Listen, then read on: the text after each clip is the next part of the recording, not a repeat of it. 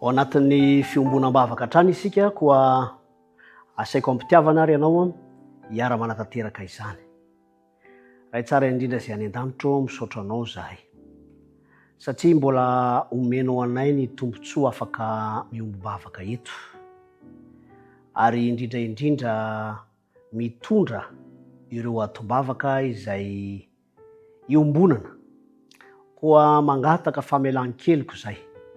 Mangataka fahazahoan'antoka ny fiadanam-po avy aminao.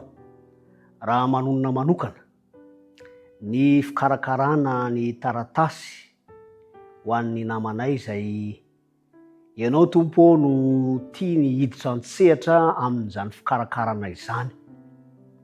Satria efa nentiny teo aminao zany dia iombonanay aminy ny fitondrana am-bavaka izany. Ao ihany koa ny vavaka manokana ho an'ny fianakaviany, ny ankohonany izay tia ny apetraka eo am-pelantananao. Ianao no mahafantatra ny tsipiriany zany fiainana izany mpanomponao izany. Fa sitraka indrindra tompo mba homem-boninahitra ny anaranao, ny valim-bavaka izay omenao an'izany mpanomponao izany dia ampiorina hatrany ihany koa ny finoany anao.